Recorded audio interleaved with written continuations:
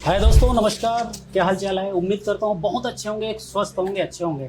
दोस्तों, मैं हूँ Rajesh Kumar, business coach and motivational speaker. स्वागत है प्रवीण भाई आपके हमारा इस द आर्किड शो में। आपको आके कैसा लगा? बहुत बहुत धन्यवाद राजेश जी, आपकी पूरी टीम को मैं धन्यवाद करता हूँ। विशेष रूप से जिस प्रकार आज का कार्यक्रम आपने आयोजन किया है, इस प्रकार मैं अगर कहूँ तो हम ताजमहल की खूबसूरती तो देखते हैं, लेकिन उसके पीछे जो बुनियाद है, उसके नीचे जो बुनियाद है, जिसके आधार पर आज वर्षों तक टिका हुआ है, तो मैं सबसे पहले आपकी टीम का धन्यवाद करना चाहूंगा। प्रत्येक व्यक्ति जिसने आज समय निकाला, आपके मार्गदर्शन में कार्यक्रम हो रहा है, तो मैं आपको धन्यवाद करता हूँ और भविष्य के लिए शुभकामनाएं देता हूँ। पुनः धन्यवाद आपका। थैंक यू प्रवीण भाई। आपको ऐसा सुन के ऐसा लग रहा है कि हमारी इस जो प्रोग्राम है और भी ज़्यादा चार चांद लगने वाला है। तो प्रवीण भाई, सबसे पहला सवाल आपकी बचपन से लेते हैं। कुछ हल्की फुल्की बातें हैं, पॉलिटिक्स की बातें तो आप लगभग 24 घंटों में से 18 घंटा तो आप करते होंगे, लेकिन कुछ हल्की फुल्की बातें जो हमारे जीवन से रिलेटेड, हमारे बचपन से रिलेटेड। सबसे पहले आपके बचपन के बारे में मैं जानना चाहता हूँ। जो बचपन में ऐसे क्या चीज़ जिसने आपको इस फील्ड में आने के लिए मजबूर किया, ऐसे क्या स्ट्रेंथ है जो बचपन में आपको बहुत ही अच्छे एक लेवल में आज पहुंचा दिया? देखिए, मेरा घर जो था एक बस्ती क्षेत्र में है। घर आज वो एक शहर का रूप ले लिया है। तो पहले से वातावरण ऐसा था जिसमें हम लोगों से घिरे हुए, तो उनके संस्कार निश्चित रूप से हमारे लोगों से घुलना मिलना ये स्वाभाविक क्रिया था। अगर व्यक्तिगत रूप से कहूँ तो मैं बचपन में बहुत गुस्से वाला था। हम छत्तीसगढ़ी में कहते हैं कि मुंह फुलहा। अच्छा। तो उस प्रकार का मैं एक बालक था कि जो बात बात पर मुंह फुला लेने वाला व्यक्ति था मैं। मेरे माँ बाप मुझसे तब भी परेशान थे, आज भी परेशान है, क्योंकि कुछ चीजें उनकी और हमारी मैच नहीं करती, लेकिन वो जीवन में अनायास चलता रहता है। रही बात बचपन की, तो देखिए कहीं ना कहीं मेरे में गुण था कि मैं आगे बढ़ूं, इसलिए अपने गली के क्रिकेट टीम का मैं कप्तान भी था। ओके, तो क्रिकेट मतलब इंटरेस्टेड है? हाँ, निश्चित रूप से। तो उस सब गतिविधियों के माध्यम से धीरे धीरे नेतृत्व का विकास हुआ। एक समय ऐसा आया कि जो आपने आज अपने आरंभिक वक्तव्य में कहा कि पर्सनैलिटी डेवलपमेंट, तो उस चीजों को मैंने स्वयं समझा कि चीजें क्या होती है, स्वयं पर काम किया और इसमें महत्वपूर्ण भूमिका निभाई आध्यात्मिक शक्ति। मैं 8वीं कक्षा में 2 माह तक शांति कुंज हरिद्वार में था। सामान्य तौर पर जब मैं चलता था तो मेरी गर्दन नीचे होती थी। वहां पर जाने के बाद स्वाभाविक क्रियाओं से वो गर्दन ऊंची उठने लगी, क्योंकि अंदर एक आध्यात्मिक शक्ति आई और धीरे धीरे निखार आते गया। बचपन में बहुत नटखट था, बहुत शरारती था, लेकिन मैं अंतर्मुखी था। धीरे धीरे इस फील्ड में आने के बाद बहुमुखी हो चुका। बहुत बढ़िया।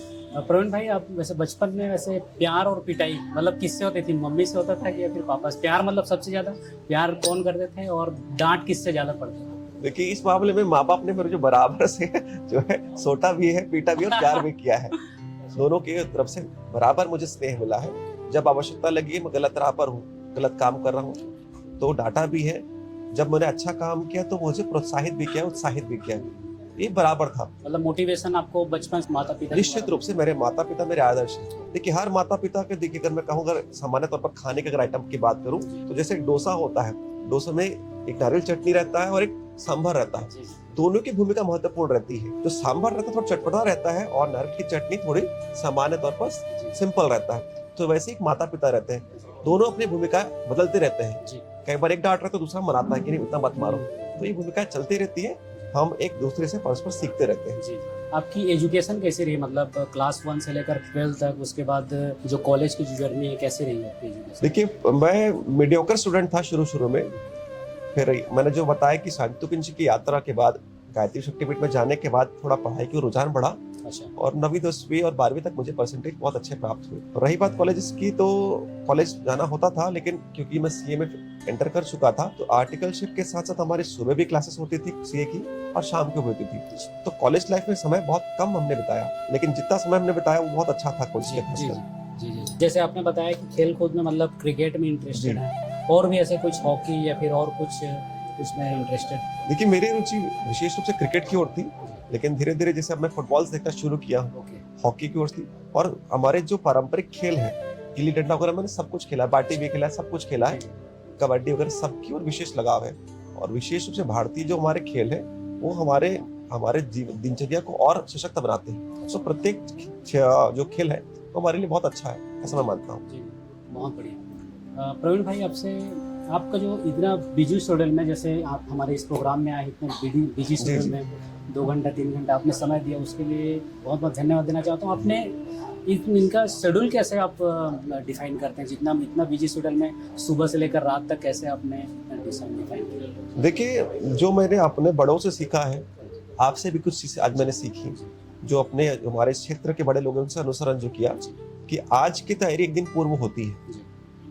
जैसे अगर आप कैलेंडर देखेंगे हिंदू पंचांग, तो अगले दिन सूर्यास्त कब होगा, सूर्योदय कब होगा, पहले से तय रहता है। तो अगर हम अपने दिन की जो प्लानिंग है एक रात पहले कर ले, तो उसके माध्यम से बहुत सारी चीजों को हम जो है पा सकते हैं। तो बिजी सब रहते हैं, समय का अगर हम सही नियोजन करें तो निश्चित रूप से प्रत्येक कार्य आसानी से हो सकता है। प्रवीण भाई, जैसे आपने 2018 में शायद जॉब छोड़े हैं, जी। आपके जो हाँ। तो ऐसे क्या कंडीशन था जिसमें जॉब छोड़े हैं और अपना पॉलिटिक्स में आए हैं? ऐसे क्या मतलब आपको ऐसे कौन सा समय लगा कि जॉब छोड़ के सीधा पॉलिटिक्स में एंट्री कर दिया जाए? देखिए, मेरी राजनीति में एंट्री लगभग सन 2014 में हो चुकी थी। ओके। सीए करते करते मैं राजनीति में प्रवेश कर चुका था, लेकिन क्योंकि पढ़ाई में था तो समय कम दे रहा था। सीए बनने के बाद 2016 जनवरी में सीए बना मैं, उसके बाद मैं सक्रिय हुआ। घर वालों के कहने के पर मैंने गवर्नमेंट जॉब ट्राई किया और वो लग भी गया। मैं एनएचएम के लेप्रेसी डिपार्टमेंट में स्टेट अकाउंट्स हेड था, अगर स्पेसिफिक कहूँ तो स्टेट बजट ऑफिसर और एडमिनिस्ट्रेशन ऑफिसर था। मेरी इच्छा रत्ती भर भी गवर्नमेंट जॉब करने की नहीं थी, लेकिन माता पिता के दबाव के चलते मैंने किया। लेकिन वो दबाव बहुत काम आया कि मुझे जो उस क्षेत्र के प्रत्येक क्षेत्र की जानकारी हुई। रही बात राजनीति की, तो मैं नौकरी के साथ साथ लगातार अपने राजनीतिक क्षेत्र में प्रवेश करता था। लेकिन एक समय ऐसा हुआ कि भाई बहुत हो गया। एक बंधन होता है, किसी भी अगर आप जॉब में रहे तो एक बंधन होता है, और राजनीतिक क्षेत्र में कि समय की कोई सीमा नहीं होती। अगर बैठक 5 बजे है तो हो सकता है कि 5 बजे टाइमिंग दिया गया, वो शुरू होता है 7 बजे। अगर बैठक 10 बजे कहा गया तो हो सकता है कि 12 बजे शुरू हो। तो बहुत सारी पाबंदियां थी। उसके चलते मुझे लगा कि मुझे राजनीतिक क्षेत्र में जाने के लिए थोड़ी स्वतंत्रता की आवश्यकता है, इसलिए मैंने जॉब को छोड़ना उचित समझा। प्रवीण भाई, जैसे कि आपके जैसे राजनीतिक अनुभव 2-3 ऐसे अनुभव बताएं जो अभी तक 2014 से लेकर 2024 का जो सफर में 2-3 ऐसे अनुभव बताएं जिसमें आपको अंदर से ऐसा लगता है कि लोगों की मदद किया जाए, या फिर ऐसा क्या अनुभव है लोगों की, आपके जो लोगों और आपके बीच में ऐसे थिंक क्या है आपकी? देखिए, बहुत अच्छा प्रश्न है। इस प्रश्न के लिए आपको साधुवाद देना चाहूंगा कि राजनीति में मैं क्यों प्रवेश किया। देखिए, राजनीति से पहले मैं बहुत सारे सामाजिक गतिविधियों में संलिप्त था। लोगों की सेवा करना, ठीक है, उनकी हेल्प करना, उनको जिस प्रकार कंबल वितरण करना, अनाज वितरण करना, किसी की शिक्षा के लिए प्रदान करना। लेकिन जब मैंने बहुत सालों तक काम किया तो मुझे जानकारी हुआ कि इसकी एक सीमा है। आप अपने पैसे से बहुत कम हद तक आप हेल्प कर सकते हैं, लोगों को आप चंदा भी ले सकते हैं, लेकिन उसकी एक सीमा है। तो इसलिए मुझे लगा कि यदि वास्तविक अगर सेवा करनी है तो हमको शक्ति चाहिए, और शक्ति मिलती है राजनीति के माध्यम से। और राजनीतिक में अगर सही इच्छा शक्ति से हम प्रवेश करें तो उससे जो हेल्प है वो मास लोगों तक पहुंचा सकते हैं। ऐसे जो राजनीति का जो नीतियां हैं, जैसे अभी छत्तीसगढ़ राज्य जो मुख्यमंत्री जो अभी बने हैं जी, तो उनका जो ऐसे नीति में ऐसे क्या आपको और अच्छा लगता है, और कुछ डेवलपमेंट और होना चाहिए जो अभी नहीं हो पा रहा है? क्या आपको ऐसा लगता है कि कुछ डेवलपमेंट करने की जरूरत है अभी भी? देखिए, राजनीति एक सतत प्रक्रिया है। जिस प्रकार हमारे शरीर का बाल लगातार बढ़ता रहता है, नाखून बढ़ते रहते हैं, समय समय पर उससे काट छाट करने की आवश्यकता पड़ती है, वैसे जो पब्लिक फील्ड होता है सर, उसमें लगातार जो है हर पार्टियां काम करती है। मैं भाजपा से जुड़ा हूँ तो मैं पूरे कांग्रेस के काम को खराब कहूंगा, ऐसा नहीं। कुछ काम उन्होंने अच्छे भी किए। तो जो आप कह रहे हैं कि देखिए हमारा विजन क्या है, देखिए हमारा विजन, भारतीय जनता पार्टी का विजन अंत्योदय है, यानी अंतिम पंक्ति के अंतिम व्यक्ति के विकास की हम बात करते हैं। लेकिन उसकी यात्रा बहुत लंबी है। आदरणीय मोदी जी का कल्पना देखिए, उनका विजन देखिए कि जिस व्यक्ति के पास खाता नहीं था, जनधन योजना के माध्यम से आज खाते पहुंच गए। आप देखेंगे कि आज आप क्यूआर कोड के माध्यम से स्कैन करके पेमेंट कर पा रहे हैं। 17 से पहले, 18 से पहले कल्पना करने भी, मतलब कहा जाता था कि कल्पना करने की शक्ति किसी में नहीं थी। तो वर्तमान में हमारी सरकार जो चाहती है कि जो मूलभूत सुविधाओं के साथ साथ उन्नयन भी हो, इसमें ये सतत प्रक्रिया, लंबी प्रक्रिया है। तो बहुत सारे आयों पर लगातार सतत रूप से काम चल रहा है, काम चलते जा रहा है। जी। प्रवीण भाई, आपसे अगला सवाल है कि आप जैसे स्वास्थ्य है, शिक्षा है और व्यापार के बारे में अपना राजनीतिक कुछ आप अपने व्यक्तिगत नजरिए में, जैसे स्वास्थ्य में आज के डेट में और क्या सुधार होना चाहिए जो अभी जो चल रहा है, या फिर व्यापार में और कुछ डेवलप होना चाहिए, व्यापार की जो माइंडसेट है, या फिर शिक्षा के जो माइंडसेट में और भी जो नीतियां जो भारत सरकार की चल रही है उसके बारे में बताइए। देखिए, सबसे पहले तो मैं राजनीतिक दृष्टिकोण से पहले एक व्यक्तिगत दृष्टिकोण से बात करता हूँ स्वास्थ्य के विषय में। अंग्रेजी की कहावत है कि हेल्थ इज वेल्थ। यदि प्रत्येक व्यक्ति अपने स्वास्थ्य के लिए जागरूक होकर समय समय पर अपने जो शरीर का जो, अगर मैं कहूँ तो एक्सरसाइज के माध्यम से उसे नियोजित करे, स्वस्थ रखे, तो निश्चित रूप से हमें सरकारी सुविधाओं की ओर मुड़ना बहुत कम पड़ना पड़ेगा। जाना तो पड़ेगा अस्पताल, लेकिन हो सकता है कि यदि हम लगातार अपने स्वास्थ्य पर ध्यान दें तो उसकी आवश्यकता नहीं पड़ेगी। राजनीतिक दृष्टिकोण से बात करूं तो देखिए बहुत बड़ा क्षेत्र है, पब्लिक का भी सपोर्ट चाहिए, राजनीतिक सपोर्ट भी चाहिए। तो ये मैंने जैसे कहा कि ये बहुत बड़ा क्षेत्र है। शिक्षा भी ऐसे ही है, शिक्षा के क्षेत्र में लगातार हम काम कर रहे हैं। आज हमारे वित्त मंत्री आदरणीय ओपी चौधरी जी का आप अगर पृष्ठभूमि देखें तो कलेक्टर रहे, उन्हें किताब लॉन्च की थी युवा नाम से। किताब का शीर्षक युवा था, स्वामी विवेकानंद जी का चित्र था। उसमें ऐसा था कि आपको जो कोर्स करना है उसका A to Z डिटेल था, पूरा A to Z किताब थी बाकायदा। जब वो रायपुर के कलेक्टर थे तब उन्होंने किताब को लॉन्च किया था। तो भारतीय जनता पार्टी के जो प्रत्येक नीति है वो लोगों के हित के लिए है, चाहे वो शिक्षा हो, चाहे स्वास्थ्य हो, रोजगार। देखिए अगर हम बात करें रोजगार की तो आदरणीय मोदी जी के नेतृत्व में जो स्टार्टअप की संख्या में भाई बहुमुखी जो है वृद्धि हुई है। हमारे देश की अर्थव्यवस्था 10 साल पहले और 10 साल बाद अगर हम तुलना करें तो वो दुगुनी तिगुनी हो चुकी है। और आज हम देखें तो आज प्रत्येक व्यक्ति कह सकता है कि भाई उसके अंदर एक आत्मविश्वास है कि वो व्यापार कर सकता है। मुद्रा योजना हो या अनेक योजनाएं हो, आज उन्होंने व्यक्ति के अंदर विश्वास पैदा किया है, वो आगे बढ़ सकता है। जैसे आपने कहा ना कि भाई आपके साथ आपने जो बहुत अच्छा शब्द उपयोग किया कि आप एम्प्लॉय नहीं कह रहे कि आप अपने पार्टनर के रूप में बहुत सारे आप काम करके लोगों को आप उनका जीवन बढ़ा रहे हैं। तो ऐसा जो है यही नीति भारतीय जनता पार्टी की भी है। जी, बस वही है कि यही मतलब भारतीय जनता पार्टी की जो मेन उद्देश्य यही है कि लोगों को जोड़ता जाए, लोगों को अपना आगे बढ़ाता जाए। क्योंकि बहुत सारी चीज़ें, जैसे मैं एक बिजनेसमैन हूँ, बहुत सारी चीज़ों को मेरे को भी सीखने का मौका मिलता है, जानने का मौका मिलता है, और अच्छे तरीके से एक मोदी जी को समझने का और उनकी नीतियों को मैं करीब से जानता हूँ और उनसे मैं इम्प्रेस भी होता हूँ। प्रवीण भाई, आपसे अगला सवाल है कि आप अपने लक्ष्य को जैसे 5 साल के बाद आप अपने आप को कहाँ देखना चाहते हैं? देखिए अगर हम कोई कॉर्पोरेट जॉब में हो तो ये प्रश्न बहुत उचित होगा कि आप कहाँ देखना चाहते हैं। नहीं, कॉर्पोरेट जॉब तो ठीक है, लेकिन आपका जो पर्सनालिटी है, आपकी जो सरलता है, मेरे को ऐसा लग रहा है कि आने वाले 5 साल में एक बहुत बड़ा एक मुकाम आप हासिल करेंगे। शुभकामनाओं के लिए बहुत बहुत धन्यवाद। उसके लेवल में आप बात करें, क्योंकि ऐसे मतलब कहाँ पर आपको इस तरीके से आपके दिमाग में थॉट कहाँ चल रहा है कि कौन से लेवल में आपको आगे? देखिए मेरी सबसे पहली कल्पना है कि जो हम आमतौर पर सुनते हैं कि भारत का प्रधानमंत्री सामान्य तौर पर यूपी से प्रधानमंत्री बनता है, अधिकतर जो बने हैं। मेरी कल्पना है कि भारत के सुदूर क्षेत्र, सुदूर राज्य, चाहे वो सिक्किम हो, चाहे वो मेघालय हो, या गोवा ही क्यों ना हो, छत्तीसगढ़ ही क्यों ना हो, या जम्मू कश्मीर ही क्यों ना हो, वहां का व्यक्ति भी एक दिन भारत का प्रधानमंत्री बने। ऐसी शक्ति सभी युगों में होनी चाहिए। है वर्तमान में परिस्थितियां ऐसी नहीं है। और रही बात मुझे जो आप प्रश्न पूछ रहे कि मैं आने वाले 5 साल में कहाँ देखता हूँ, देखिए एक कार्यकर्ता के तौर पर मैं काम कर रहा हूँ। पार्टी को जहां उचित लगे मेरी सेवाएं वो ले सकती है।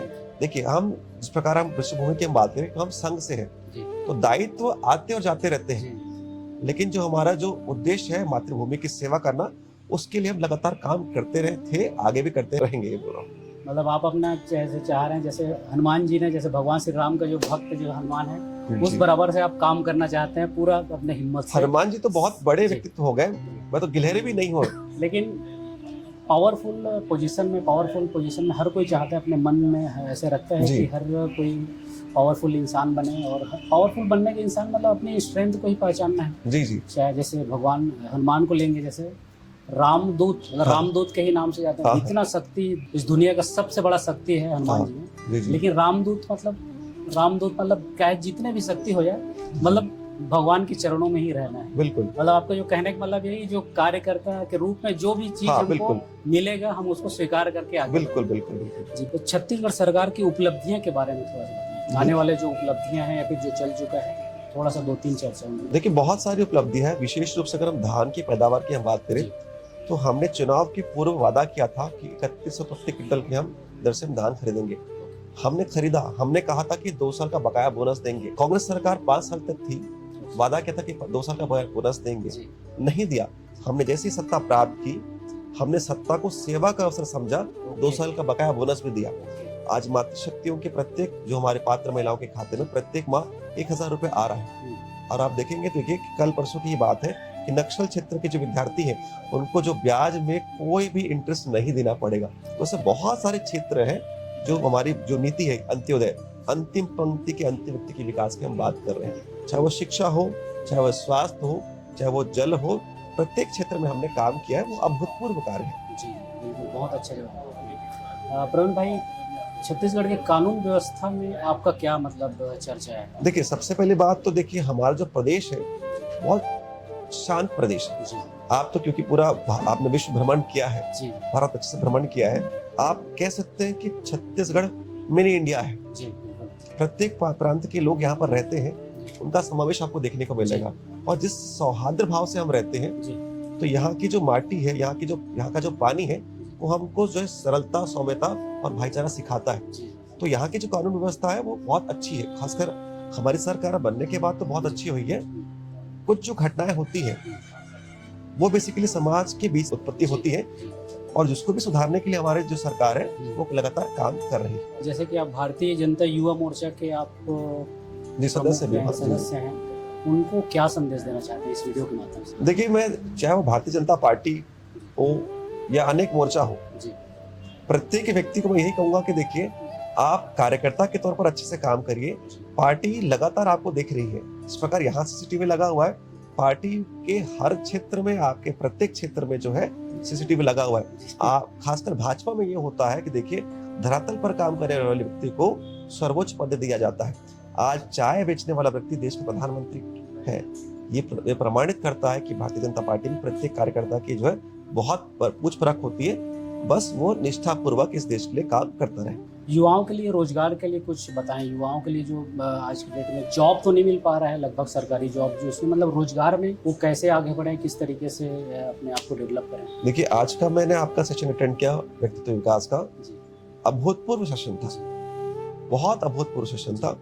उसमें उस प्रश्नों का उत्तर है कि रोजगार के लिए सबसे पहले आपको अपनी क्षमता पहचाननी है, आपकी शक्तियां क्या है, और साथ साथ आपकी वीकनेस क्या है, कि आप क्या नहीं कर सकते और आप क्या कर सकते हैं। तो यदि उस क्षेत्र को पहचाने तो आप कोई भी काम कर सकते हैं, चाहे वो रोजगार हो, स्वरोजगार हो, या आप जॉब भी कर सकते हैं। लेकिन आपको भी मालूम है, जनता भी जानती है कि देखिए, जॉब्स की एक सीमा होती है, चाहे वो प्राइवेट सेक्टर हो चाहे गवर्नमेंट सेक्टर हो। तो यदि व्यक्ति अपनी क्षमता को पहचानते हुए काम करेगा तो जो इस क्षेत्र में निश्चित रूप से निरंतर आगे बढ़ेगा। प्रवीण भाई, अपने जो सामाजिक, एक समाज के रूप में अपनी भूमिका को कहाँ देखते हैं? जैसे अपना एक साहू समाज के एक मतलब जी जी प्रमुख भी हैं आप। जी जी बहुत सारे क्षेत्र में जैसे आपका मैं डिटेल मैंने देखा, पढ़ा और चर्चाएं सुनने के लिए मिलता भी है सबसे। तो सामाजिक क्षेत्र में कहाँ मतलब कौन सी कदम और उठाना चाहिए, या फिर कौन सी कदम में हम आगे हैं साहू समाज में, ये थोड़ा सा देखिए, वर्तमान में मैं साहू समाज के प्रदेश के युवा प्रकोष्ठ का कार्यकारी अध्यक्ष का दायित्व निर्वहन कर रहा हूँ।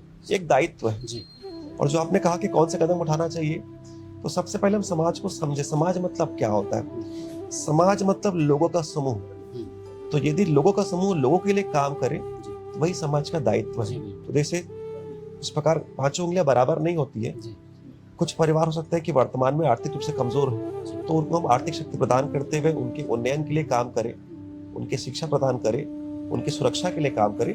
तो ये बहुत सारे काम हैं। इस प्रकार हम साहू समाज की बात करें तो केवल इस राज्य में नहीं, पूरे भारतवर्ष में हमने आदर्श सामूहिक विवाह का जो है एक राह दिखाया। जो आप सामूहिक विवाह के अगर आप काम देखें तो ये हमारे समाज ने किया। इसका हमको जो है कोई अभिमान नहीं है, हमें गर्व है, अहंकार नहीं है। हमने प्रारंभ करने का प्रयास किया जिसका अनुसरण पूरा देश कर रहा है। तो इस प्रकार हम छोटे छोटे प्रयास कर सकते हैं। और देखिए, मैं साहू समाज से आता हूँ तो केवल साहू की बात करूंगा ऐसा नहीं सोचता। मैं भारत देश में रहता हूँ और भारत देश की कल्पना है वसुदैव कुटुंबकम की। तो इस देश के में रहते हुए हम विश्व के कल्याण की हम बात कर रहे हैं, तो वैसे ही मैं कहना चाहूंगा कि हम प्रत्येक वर्ग का हम कल्याण की हम बात करें। जैसे प्रवीण भाई, आपसे अगला सवाल है, नरेंद्र मोदी की बातें ऐसे क्या, आपको ऐसे 4-5 बातें हैं, और क्या चीज़ 4-5 ऐसे कोई बातें जो है जो आप जनता को बताना चाहते हैं, और उनके जो खास बातें हैं उनको? देखिए, सबकी दृष्टि और दृष्टिकोण में बहुत अंतर होता है। तो मुझे जो लगता है मैं उसको 4-5 बातों को आपको मैं बताना चाहूंगा। पहला, उनका अपने कार्य के लिए, अपने देश के लिए बहुत निष्ठा है। बहुत सारे विषयों पर उनका बहुत निंदा हुआ, लेकिन उस निंदा को पार करते हुए आदरणीय मोदी जी ने बहुत सारे काम किए जो कि इस देश के हित में होने थे। तो पहला, उनमें जो निर्णय लेने की क्षमता है। दूसरा, उनमें कार्य करने का लगन है। आज लगभग 70 वर्ष से अधिक की आयु है। अगर हम उनकी यात्रा को देखें तो चाहे वो वर्तमान की आयु हो चाहे पूर्व की आयु हो, लगातार अनवरत काम करते हैं। तो जो कार्य के प्रति उनका लगन है वो अभूतपूर्व है। दूसरा, व्यक्ति की आयु तो बढ़ रही है उनकी, लेकिन उसके साथ साथ तकनीक का भी वो भरपूर उपयोग कर रहे हैं। आप देखेंगे, कुछ दिनों पहले मैंने देखा कि सोशल मीडिया का एक उन्होंने सम्मान समारोह किया, उनमें सम्मिलित हुए थे। सामान्य तौर पर देखते हैं कि व्यक्ति बुजुर्ग होता है तो सब चीजों से परे हटता है। आज फैन फॉलोइंग बुजुर्गों से ज्यादा युवाओं में है उनमें। जी तो ऐसी चीज है कि वर्तमान देश काल परिस्थिति में वो चीजों को एडजस्ट कर सकते हैं। जी साथ में सबसे ज्यादा प्रभावित किया था उनकी शैली है कि वो परिस्थिति को कैसे हैंडल करते हैं। जी एक बार एक प्रेस कॉन्फ्रेंस हो रहा था और प्रेस कॉन्फ्रेंस के दौरान स्टैंडिंग माइक था, वो माइक किसी कारणवश बंद हो गया। मान लीजिए माइक उस समय बंद हो गया था, तो सामान्य तौर पर माइक बंद होता है तो व्यक्ति पैनिक करता है, किसको चिल्लाता है कि क्यों बंद हो गया, क्या हो गया। अगर बोल नहीं पा रहा तो आंखों से रिएक्ट करेगा ऐसा करके। उन्होंने कुछ नहीं किया, उन्होंने क्या किया, बजाना शुरू कर दिया और मुस्कुराते हुए चीजों को बहुत अच्छे से हैंडल जी किया। जी तो ये जो उनकी कला है जी कि यदि परिस्थिति आपके प्रतिकूल भी क्यों ना हो, जी, अपने मन को शांत रखा जी, और बहुत अच्छे से चीजों को हैंडल किया, ये करोड़ों लोगों को जो प्रेरणा देता है। जी जी जी जी। बहुत बढ़िया जवाब है। प्रवीण भाई, आपसे अगला सवाल है कि आपको अगर भविष्य में अगर किसी सीट के या फिर कहीं पर चुनाव लड़ने के लिए अगर बोला जाए, पार्टी की तरफ से ऑफर आ जाए, तो कौन सी क्षेत्र से आप चुनाव लड़ेंगे? देखिए, वो तो पार्टी का निर्णय हुआ कि कहाँ से मुझे चुनाव लड़ाएंगे। पार्टी जहाँ कहेगी वहां से चुनाव लड़ लूंगा। लेकिन चुनाव लड़ने के बाद क्या होता है, देखिए जी मैं स्पष्ट रूप से कहूँ, जी जब आपको शक्तियां प्राप्त हो तो आप उस शक्ति का उपयोग किसके लिए करेंगे? जी, जनता के लिए। जनता के लिए। तो देखिए, भारतीय जनता पार्टी का प्रत्येक कार्यकर्ता धरातल पर काम करता है जनता के लिए। जी मैंने कहा कि दायित्व आते और जाते रहते हैं। जी इस प्रदेश के आप देखेंगे तो 3 बार के मुख्यमंत्री, भूतपूर्व सीएम डॉक्टर रमन सिंह जी, उनकी निष्ठा देखिए, वसुंधरा राजे जी की निष्ठा देखिए, शिवराज सिंह चौहान जी की निष्ठा देखिए। जी सामान्य तौर पर कोई और पार्टी का सीएम होता तो कहता कि मैं सीएम था, मुझे आज भी सीएम बनाइए। ये भाव उनमें है और भारतीय जनता पार्टी के प्रत्येक कार्यकर्ता में यह भाव है कि दायित्व आते जाते रहेगा, पद आते जाते रहेंगे। दायित्व भारत माता के प्रति सेवा का है। तो हम यदि आपके माध्यम से मुझे अवसर मिले तो निश्चित रूप से सेवा का काम जो वर्तमान में कर रहा हूँ, अगर यदि अवसर मिलता तो और व्यापक पैमाने पर करूंगा। दोस्तों, सफलता उसी को मिलती है जो सफलता के लिए तैयार रहता है। मेरे टीचर कहते हैं आपको कमाल करना है और दुनिया को दिखा देना है अपनी क्षमताओं को। उसी के बारे में आज प्रवीण सर से चर्चा हो रही है। प्रवीण भाई, आपसे अगला सवाल है कि हर लोगों का एक गुरु रहता है। जी जी तो आपका जैसे पॉलिटिक्स गुरु है, जैसे हर लोगों का माता पिता ही सबसे बड़ा गुरु है। जी जी। उसके बाद उसका प्रोफेशन है, उसका एक गुरु है।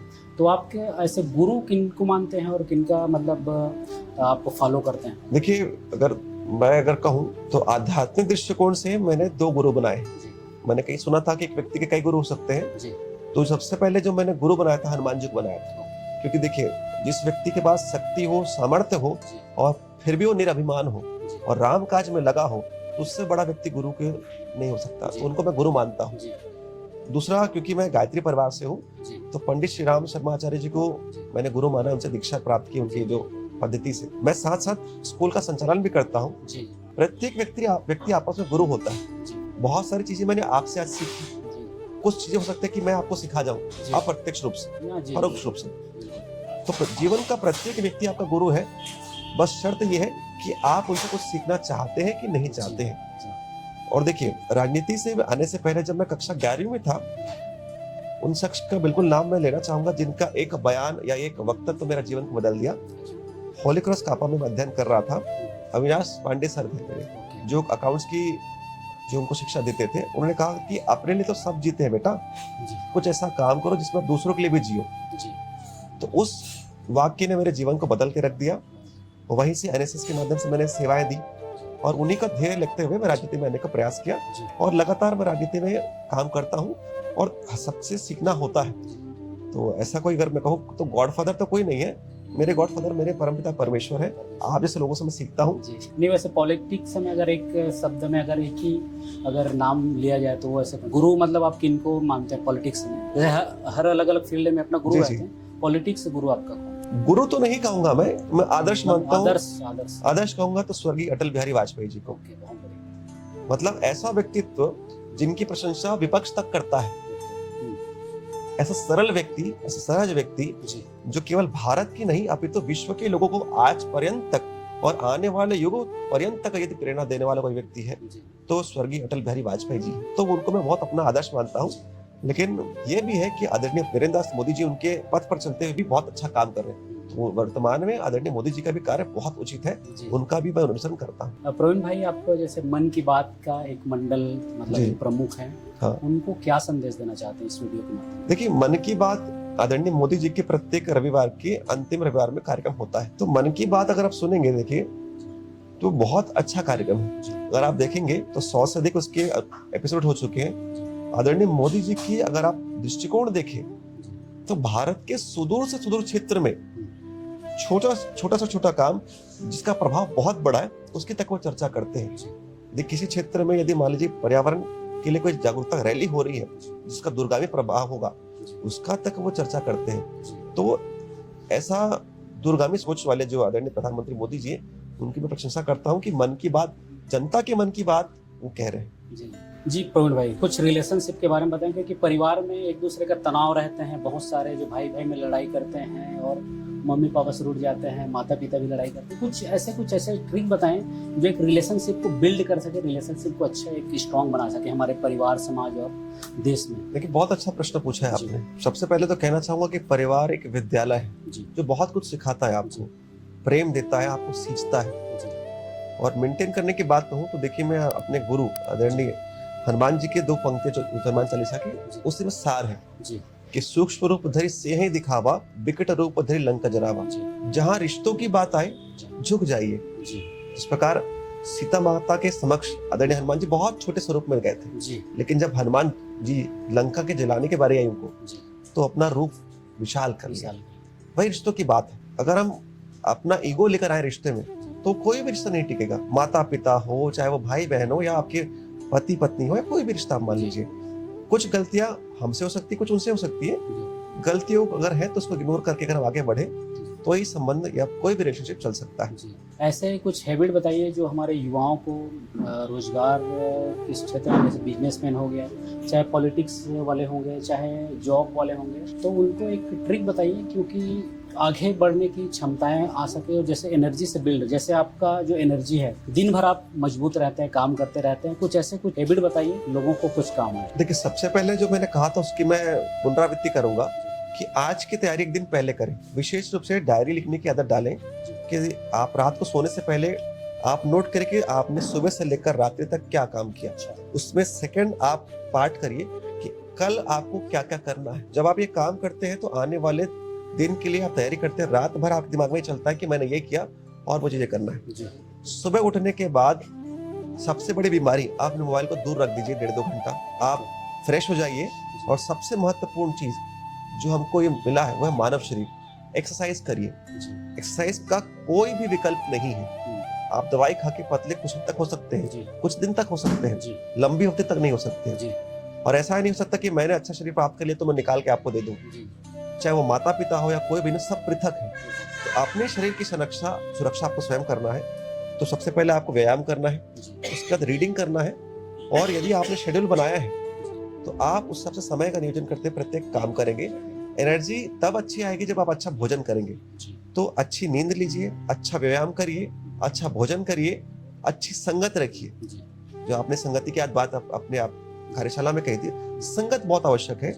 और दूसरा अध्ययन, और महत्वपूर्ण चीज है ललक की, आपको करना क्या है। जब तक आपकी ललक नहीं होगी कोई काम करने की, आप स्वयं कुछ नहीं कर पाएंगे। एक बालक रोता है तब माँ उसको दूध पिलाती है, तो वही ललक होना चाहिए।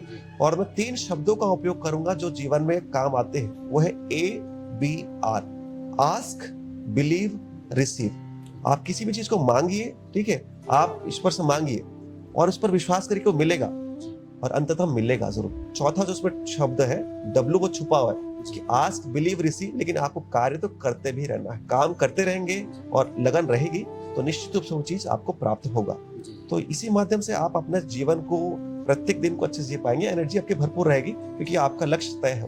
दोस्तों, जैसे मेरे टीचर कहते हैं, संगत आदत गुरु। संगत हमको बहुत ही अच्छे रखना चाहिए। जैसे प्रवीण भाई के बोलने के अनुसार से संगत हमको बहुत ही अच्छा पावरफुल रखना चाहिए। जैसे जैसे हमारे संगत रहेगा उसी हिसाब से हमारा विचार रहेगा। और हमारे हैबिट, जैसे हैबिट बताएं, बुक पढ़ना है, व्यायाम करना है, उस तरीके से हमारा हैबिट। और एक हमको आगे बढ़ाने वाला एक कुछ ना कुछ तो हमको गुरु होना चाहिए। जहाँ जिस फील्ड में है उसी फील्ड में हमको आगे बढ़ना है। दोस्तों, प्रवीण भाई से और भी जो क्वेश्चन है हमारे ऑडियंस से पूछना चाहते हैं, जो ऑडियंस जो पूछ सकते हैं उसको बिल्कुल चांस मिल सकता है और बिल्कुल आप पूछ सकते हैं ऑडियंस में। आप में से कितने लोग ऐसे हैं जो प्रवीण भाई से क्वेश्चन करना चाहते हैं, वो बिल्कुल कर सकते हैं। आप सभी को मेरा सादर प्रणाम। सर, मेरा क्वेश्चन ये है, जैसे मैंने सुना है कि जैसे समाज है अपना, चाहे साहू समाज हो, पटेल समाज हो, दिवाकर समाज हो, समाज में आके हम पॉलिटिक्स में जाते हैं और पॉलिटिक्स में जाने के बाद समाज को मैक्सिमम देखते हैं कि समाज के काम को भूल जाते हैं और अपना पॉलिटिशियन में ज्यादा टाइम देते हैं और अपने ही लोगों को भूल जाते हैं। ये सिर्फ साहू समाज में नहीं, बहुत सारे समाज में ऐसा देखा जाता है। तो हम भी हैं, साहू हैं और अभी साहू हैं या फिर कोई भी समाज के हैं, तो ऐसा कैसे हो जा रहा है कि मतलब 50, 60, 70, 80% जो लोग हैं समाज में पहले आ रहे हैं, समाज में काम करते हैं, उसके बाद पॉलिटिक्स में आके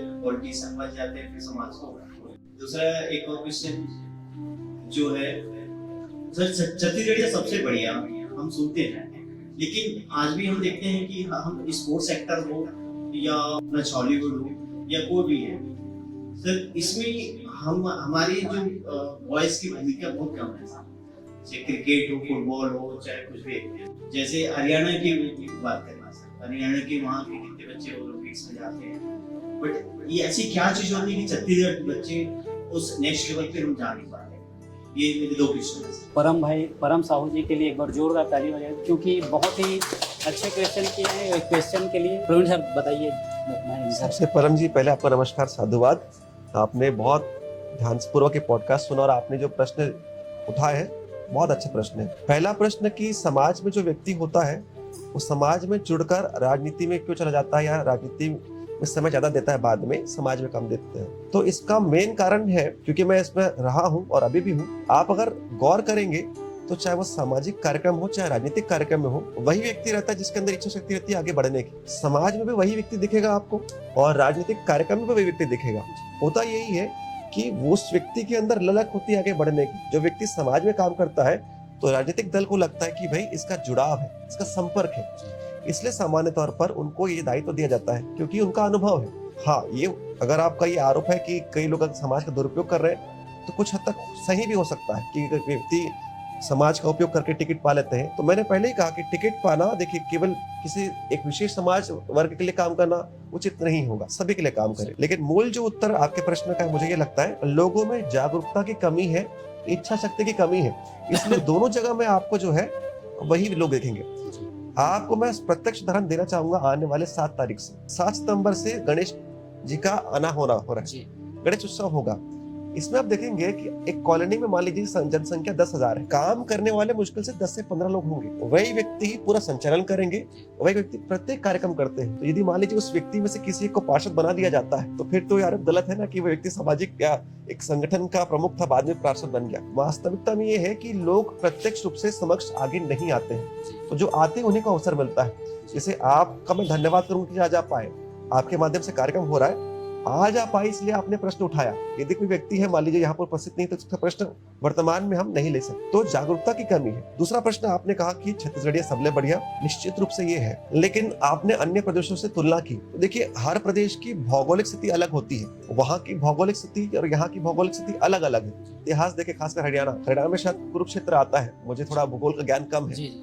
तो जिस क्षेत्र में कहते हैं ना कि जहाँ का पानी वैसा आपका रंग होता है, तो वहां पर पहले से ही बहुत युद्ध हुए हैं। जो पौराणिक बात तो छोड़ दो, बहुत सारे युद्ध हुए जिसका प्रभाव आने वाली पीढ़ियों पर पड़ता ही है।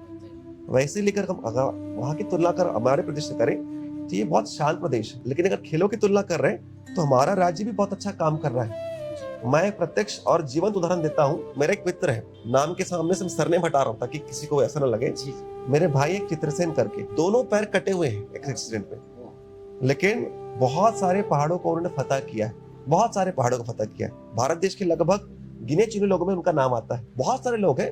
होता क्या है कि हमें जो है स्वयं की तारीफ करने की आदत नहीं हमारे में। हमारा प्रदेश ऐसा है कि हम लोग जो है ना, थोड़ा स्पष्ट रूप से कहूँ, बुरा लगेगा मेरे दर्शकों को, खासकर प्रदेश के लोगों को, कि हम अपना सम्मान नहीं करते हैं। इस प्रदेश में हो रहा है, लेकिन इस प्रदेश के बहुत सारे लोग बैठे हैं अधिकतर, जिनका मूल यहाँ पर है। मैं किसी को बाहर ही नहीं कह रहा हूँ, सबसे पहली बात। लेकिन अगर हम आपस में चर्चा भी कर रहे हैं तो यदि यहाँ की भाषा छत्तीसगढ़ी है या हल्बी है या गोंडी है, जब उस पर हम अपनी भाषा का उपयोग नहीं कर रहे हैं तो बाकी हम बातचीत कहाँ करें। लेकिन फिर भी चाहे सरकार किसी की भी रही हो, सरकार अपना काम कर रही है। थोड़ा लोगों को भी हम चाहते हैं कि थोड़ा सहयोग करें। लोग सहयोग कर रहे हैं, लेकिन चीजें धीरे धीरे होंगी। वहां पर एक वातावरण है, स्पष्ट रूप से कहूँ। और वातावरण कैसे उत्पन्न हुआ, अगर मैं बात करूं फोगाट परिवार की, तो एक व्यक्ति ने, महावीर फोगाट ने एक बीड़ा उठाया कि मेरे बेटा नहीं हुआ तो कोई बात नहीं, मेरी बेटियां जाएंगी खेलों में, उस व्यक्ति ने बीड़ा उठाया और लड़ाई लड़ी, उस व्यक्ति के बीड़ा उठाने से पूरे समाज में परिवर्तन आया और आज खेलों को महत्व दिया जा रहा है। तो हमारे प्रदेश में भी ऐसी स्थिति उत्पन्न हो रही है। और आजकल जिस प्रकार अगर बात करूं, सरकार किसी की भी हो, आज इस प्रकार अगर हम बात करें, आज पैरालंपिक्स है, मैं आप ही के प्रश्न का उत्तर दे रहा हूँ। किसी ने कौर जी का नाम सुना जिन्होंने कल गोल्ड मेडल जीता है? नीरज चोपड़ा का नाम बहुत लोग जानते हैं, पूरा विश्व जानता है, लेकिन जो कौर जी हैं जिन्होंने कल ही गोल्ड मेडल जीता है, ना अधिकतर लोगों ने स्टेटस में डाला है, ना उसके बारे में परिचित है। पहली भारतीय महिला है जिन्होंने 2 गोल्ड मेडल जीता है। आज दिव्यांग है तो उनके हम उपलब्धि को कम क्यों आंकें? तो सबसे पहली बात तो ये है कि देखिए, हम पहले अपने आप को समझे। प्रदेश कोई भी हो, वहां एक वातावरण निर्मित हो चुका है, इसलिए वहां पर खिलाड़ी ज्यादा है। यहाँ पर भी होगा, देखिए स्टेडियम बन चुका है, लेकिन किसी कारणवश यहाँ पर लगातार मैचेस नहीं हो रहे हैं। लेकिन आप देखेंगे आईपीएल की बात करें, आईपीएल जैसे मैचेस होता है तो लोगों की जागृति बढ़ती, खिलाड़ी भी बढ़ेंगे, तो धीरे धीरे वो होगा। थोड़ा समय लग रहा है, बात मैं मानता हूँ, लेकिन होगा, उसमें विश्वास रखिए। प्रवीण भाई बहुत ही अच्छा जवाब दे रहे हैं और आपसे बात करके ऐसा लग रहा है कि कंटिन्यू हम बात करें, करते जाएं, इतना मतलब आप शांतिपूर्वक और एक अच्छे व्यक्तित्व के हिसाब से आप जवाब दे पा रहे हैं, बहुत अच्छा लग रहा है। प्रवीण भाई, आप सक्सेस को किस दृष्टि से देखते हैं? मतलब सक्सेस मतलब आपके नजरिए से क्या है? मतलब सक्सेस को मैं खुशी से देखता हूँ। सीसीडी के ओनर थे, उनके चीफ थे, हजारों आउटलेट्स थे, लेकिन उन्होंने सुसाइड कर लिया। तो वर्तमान में जो एक पृष्ठभूमि चल गई है कि money is equal to success, बिल्कुल नहीं मानता मैं। Happiness is equal to success. आप खुश हैं, वही आपकी सफलता है। यदि कोई मजदूर मान लीजिए कम कमाकर खुश है तो सफल है। उस व्यक्ति की तुलना में जो रोज करोड़ों का कमा रहा है लेकिन लगातार उसके मन में तनाव है, डिप्रेशन में दुखी है, उस राशि का या उस मूल्य का कोई अर्थ नहीं है। और यदि आप में वो सामर्थ्य और ईश्वर ने आपको शक्ति दिया है, तो मैं ये कहूंगा कि यदि आप परहित का काम करते हैं, अपने साथ दूसरों का काम करते हैं, तो जीवन आपका अपने लिए नहीं, वो दूसरे के लिए होकर जीवन धन्य हो जाता है। तो यही असली सफलता है कि किसी के चेहरे में छोटा सा आपने मुस्कान ला दिया, और मुस्कान नहीं भी ला पाए तो आपने ऐसा काम किया कि किसी के चेहरे की मुस्कान आपने छीनी नहीं है, वही असली सफलता है। भाई, अब जाने का तो समय हो गया है, लेकिन जाने से पहले कुछ ऐसी 2-3 पॉइंट जो है हमारे इस प्रोग्राम के लिए आप बताना चाहें, जो आपको अच्छा लगा और इसमें और कुछ अच्छा किया जा सकता है और इसमें डेवलपमेंट किया जा सकता है। देखिए, आपका प्रोग्राम बहुत अच्छा है। इस प्रकार से आपका सेटअप हो, आपके जो साथी हैं, सबसे पहले तो मैं इनको धन्यवाद देना चाहूंगा। समय काफी हो गया है, फिर भी इस प्रकार शांतिपूर्वक ये अपना काम कर रहे हैं। हमारे दर्शक में जो भी लोग हैं उनका भी धन्यवाद करना चाहूंगा, यहाँ के स्टाफ को भी धन्यवाद करना चाहूंगा। तो ऐसे लोगों को धन्यवाद। आपके कार्यक्रम में की अगर मैं बात करूं, कार्यक्रम बहुत अच्छा है आपका, उसमें कोई बहुत विशेष रूप से परिवर्तन की आवश्यकता नहीं है। मैं आपका धन्यवाद इसलिए करता हूँ क्योंकि देखिए, मैं बहुत नामी चेहरा नहीं हूँ। आज मुझे पार्टी का दायित्व दिया है, ठीक है, लेकिन मैं बहुत जाना माना व्यक्ति नहीं हूँ। फिर भी आपने मुझे जैसे तुच्छ व्यक्ति को आपने स्थान दिया है, इसके लिए आपका धन्यवाद। आप ऐसे ही बहुत सारे व्यक्ति जो धरातल पर काम करते हैं, जिनको आज तक अवसर नहीं मिला है, ऐसे व्यक्ति को आप अवसर दीजिए। आप देते भी हैं, आगे भी देते रहिए, यही आपसे निवेदन है। और मैं अनुरोध करूंगा कि आने वाला कार्यक्रम यदि किसी कॉलेज के सेमिनार हॉल में हो या किसी सुदूर ग्रामीण क्षेत्र में हो, या ऐसा क्षेत्र जो आज तक ऐसे चीजों से अनभिज्ञ है, तो उस क्षेत्र में करें तो और प्रभाव इसका व्यापक होगा। पवन सर, आपसे विदा लेने का समय आ गया है, लेकिन सबसे एक खास और अहम चीज आपसे पूछना चाहता हूँ कि जैसे आज का जो एक मेन पॉइंट, मतलब आज का जो प्रोग्राम है, जैसे पर्सनालिटी डेवलपमेंट की जो बातें सुनी, कुछ एक शब्द में अगर बोलना चाहें तो उसके लिए। देखिए, मैं तो मानता हूँ, देखिए, पर्सनालिटी डेवलपमेंट के बजाय हमको कैरेक्टर डेवलपमेंट पर ध्यान देना चाहिए। पर्सनालिटी क्या होती है? जो हम अन्य लोगों के सामने प्रस्तुत करते हैं, और चरित्र वो होता है जो आप वास्तविकता में है, जो वास्तविक है। मान लीजिए यहाँ पर राष्ट्रगान बजता है हमारे देश का, तो हो सकता है कि कोई व्यक्ति, दूसरा व्यक्ति खड़ा है इसलिए वो भी खड़ा हो जाए, तो आपको एक पर्सनालिटी का बोध होगा कि ये राष्ट्रभक्त है। लेकिन मान लीजिए आप अपने कमरे में हैं और आपको हमारा जो नेशनल एंथम है उसका धुन सुनाई दे रहा है, फिर भी आप बैठे हो, तो वो आपका चरित्र है कि आप उसका सम्मान नहीं कर रहे हो। तो पर्सनालिटी से अधिक आप अपने चरित्र का निर्माण करिए, दूसरों को दिखाने के लिए नहीं, स्वयं के लिए आप काम करिए। जैसे पुस्तक पढ़ना, तो दूसरों के लिए मत पढ़िए, अपने लिए पढ़िए, ठीक है। अध्ययन करना, कुछ चीजें नई सीखना दूसरों के लिए नहीं, अपने लिए करिए। आप ऑटोमेटिकली दूसरों के लिए काम करने लग जाएंगे। जिस प्रकार आपने काम किया आज अपने ऊपर, तो इसका लाभ हजारों लाखों लोगों को हो रहा है। आपके जो दर्शक हैं, जो इस पॉडकास्ट को देखेंगे, जो आपके पूर्व के पॉडकास्ट को देखे हैं, वो लाभ प्राप्त कर रहे हैं। तो आपने क्या किया? अपने चरित्र को ऐसा बनाया कि जब आपके आगमन से जो ऊर्जा आई, वो अन्य लोगों तक पहुंची। जी तो इसलिए मैं कहूंगा कि अपने चरित्र के निर्माण पर ध्यान दीजिए। जी पर्सनैलिटी तो एक बाहरी आवरण है जो ऑटोमेटिकली बन जाएगा।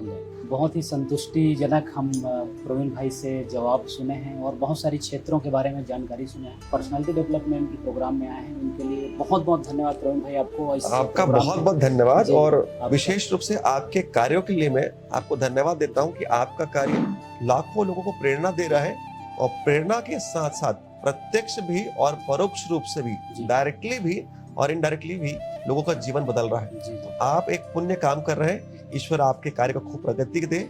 आपने मुझे बुलाया इसके लिए धन्यवाद। सभी दर्शकों का धन्यवाद करना चाहूंगा कि आप मुझे तुच्छ व्यक्ति को सुना। आपको धन्यवाद। एक बार जोरदार तालियां दोस्तों प्रवीण भाई के लिए। प्रवीण भाई आने वाले समय में उभरते सितारे हैं। प्रवीण भाई जो है बहुत ही अच्छे पर्सनालिटी के हैं। प्रवीण भाई जो है एकदम सरल, सहज और निर्मल इंसान है। जैसे वो दिख रहे हैं, जैसे वो जवाब दे रहे हैं, जैसे वो अपने पर्सनालिटी से बात कर रहे हैं, वैसे ही उनका जो चरित्र है, उनका एक बहुत ही खास बात मेरे को आज पसंद है, जो कि सहज रहना और सरलता से जवाब देना। जो भी सवाल आ गया उसको स्वीकार के, उसको हंस के जवाब देना। प्रवीण भाई से बहुत सारी जवाब सुने हैं। दोस्तों हमारे coach RKD motivational speaker channel आपको आप सब्सक्राइब करें। मैं हूँ Rajesh Kumar, business coach and motivational speaker. कहीं ना कहीं बिजनेस के लेवल में हम आगे बढ़ाते हैं लोगों को, कहीं ना कहीं पर्सनालिटी डेवलपमेंट में और बिजनेस कोचिंग के माध्यम से और पब्लिक स्पीकिंग के माध्यम से हम लोगों को नेक्स्ट लेवल में ले जाने की कोशिश करते हैं। दोस्तों देश अगर सुधरेगा तो हर व्यक्ति सुधर पाएगा। देश को सुधारने के लिए चलते हैं, लेकिन हम अपनी पर्सनालिटी में ध्यान नहीं देते हैं। जब अपनी पर्सनालिटी में जब ध्यान देना शुरू कर देंगे तो ऑटोमेटिक देश सुधरेगा, देश बनेगा, देश कमाएगा। हर लोग करोड़पति बनने के लिए काबिल बनेगा और हर लोग करोड़पति बनने के लिए एक बहुत ही जबरदस्त तरीके से अपना फार्मूला का उपयोग करके करोड़पति, हर लोग करोड़पति बन जाएंगे। दोस्तों आज की इस पॉडकास्ट में प्रवीण साहू जी हमारे साथ बहुत ही अच्छी सरलता से जवाब दिए, उसके लिए दिल से धन्यवाद। हमारे पूरे टीम की तरफ से धन्यवाद। परम साहू जी के लिए धन्यवाद, जो इस प्रोग्राम में बहुत ही अच्छे ऑर्गेनाइज किए, बहुत ही पावरफुल तरीके से हर चीज़ को एक व्यवस्थित किए। बहुत बहुत शुक्रिया सबको। आज के लिए बस राधे राधे। आप बहुत ही, आपका दिन मंगलमय हो, आपका हर एक क्षण करोड़ कमाने के लिए दिन रात एक कर दें। और जब तक सफलता आती है, सफलता के हिसाब से हमको सोचना है। जैसे जैसे सफलता आते जाती है तो ऑटोमेटिक हमारा स्ट्रेटजी है, ऑटोमेटिक हमारे पास जो प्लानिंग जो है हम अच्छे तरीके से करते हैं। दोस्तों बहुत बहुत नमस्कार, राधे राधे, सबको प्रणाम, सबको राधे राधे।